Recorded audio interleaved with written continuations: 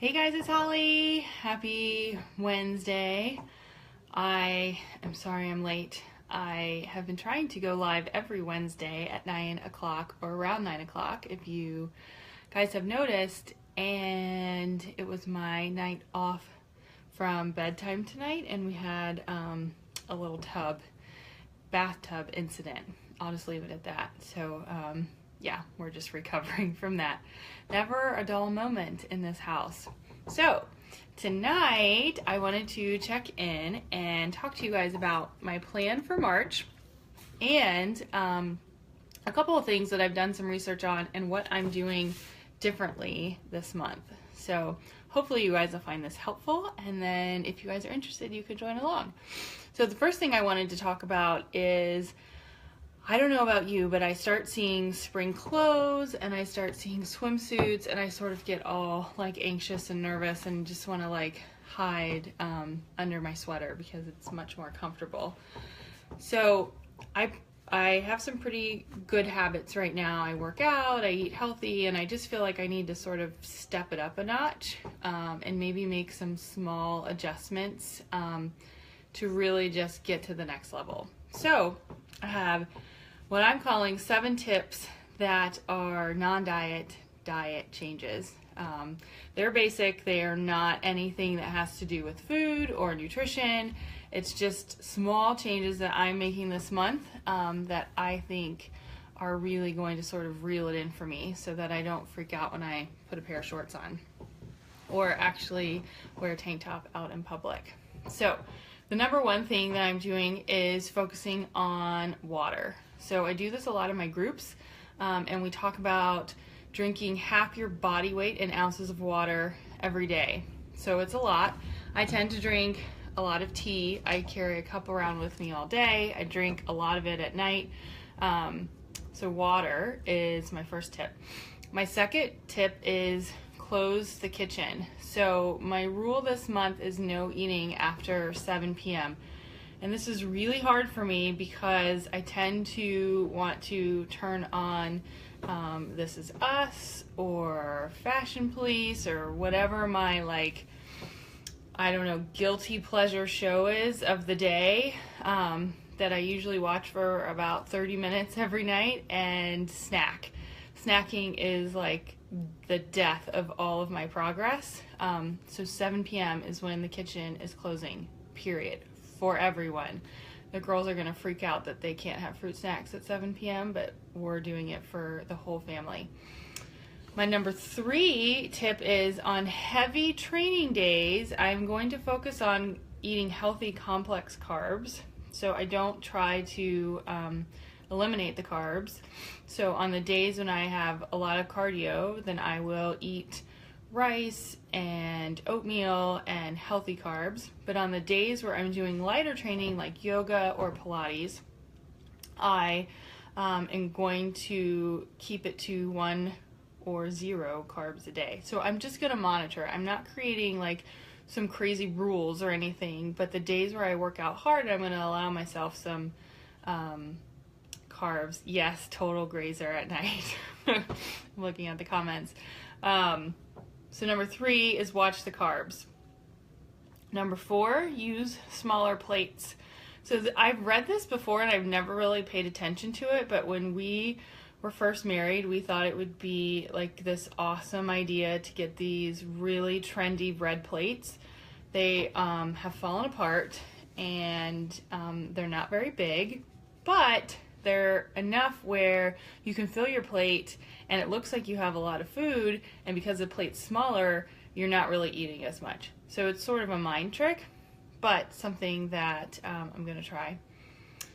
Number 5 is stop snacking. So for me, I have built my whole sort of nutritional regimen on eating about 5 meals a day, and I'm actually not going to do this month. I am a snacker, I am a grazer, I am a stress eater. My husband jokes that I like hover in the kitchen when I'm stressed because I'm like trying to find something to keep my mind busy. So we are not snacking this month. I am going to do breakfast, lunch, and dinner, and then one snack at about 3 o'clock because it is pretty hard for me to stay motivated at that time just because I get up so early. So stop snacking. That's my other rule. Number 6 is a quick win. And I go back and forth on this.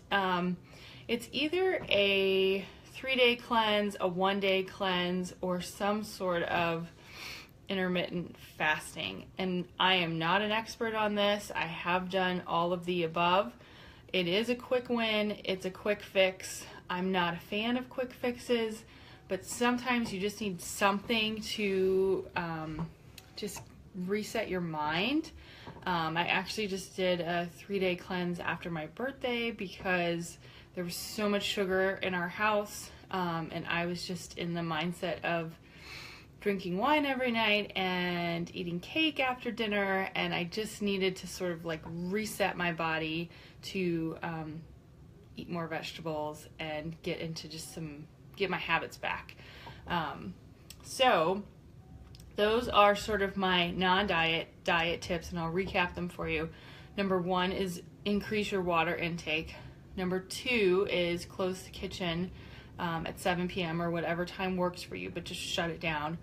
Number 3 is on heavier training days, so cardio days, focus on eating complex carbs, and on the lower days like yoga, focus on eating less carbs. Super easy. Number 4, use smaller plates. Number 5, just stop the snacking, so eliminate snacking and just focus on your meals. Number 6 is a cleanse or something that will give you a quick win. So I thought those were just interesting tips to help you not necessarily change your nutrition or change your routine, but things that can just remind you to just make some progress without doing like an entire overhaul of everything. So that's what I'm going to start focusing on this month. They're basic, but things to remember. The second thing I was going to share with you is it is the first of the month, and for those of you that follow along on my page or my groups, the first of the month is always a big deal because we talk about what our plan is for the month and what we want to accomplish for the month, and we set goals, and it sort of cascades into this whole just goal setting activity. So my plan for this month is to run a 5K, and I have not ran in a really long time. I did a little bit after the girls were born, but it was a completely miserable experience, and my whole body felt like it was just going to fall apart. So I'm a little nervous about this. I have run a lot in the past. I probably ran, 6 half marathons, but I never really trained for them right. I just sort of went with it and ran so I could eat whatever I want. So I'm going to do it right this time. And actually train for a 5K, which sounds silly, but I'm starting from scratch because I have not ran at all. So the program that I'm following is I'm going to do weight training and running sort of mixed together. I have the workout plan up on my blog, and I'll post it below. It is 6 days a week, and then the 7th day is either yoga or a rest day. So that's what I am doing. I'm also incorporating the tips that I've talked about, and I'm adding a little twist. So for those of you that have followed me for a long time, you sort of know my background story of losing about, I guess it's like probably 30 plus pounds since I had the girls. The problem I'm having now is I'm stuck, and my body has changed so much from building muscle and just almost getting used to this schedule that I'm on. So I'm excited to try the running because I think it's going to be a good change, and I'm excited to incorporate weightlifting, which I haven't done in a while.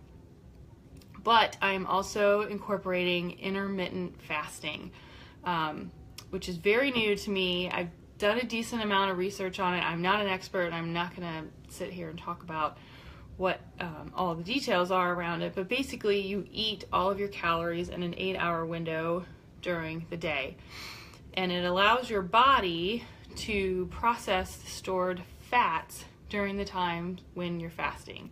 So as an example, you might eat from 10 o'clock every day to 6 o'clock every day. And then after 6 o'clock, you don't eat again until 10 o'clock the next day. You still eat the same amount of calories.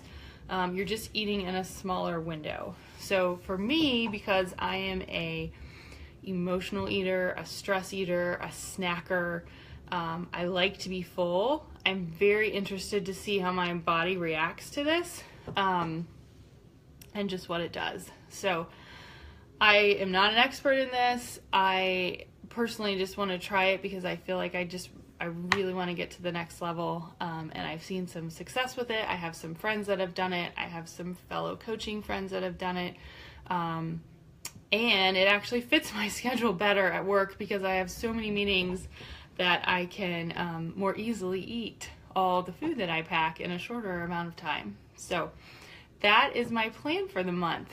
I am going to put in the comments below the templates that I use to plan my month, and I will also put the link for my workout plan so you guys can follow along if you would like. All the workouts are streaming online and you can actually do them for free. So I hope this is helpful for you guys. If anything, my tips should be helpful for you, and you hopefully can relate to the fact that you know, it is sort of just an everyday activity of staying healthy and changing it up and staying motivated, and that's what I'm doing for this month. So thanks for joining.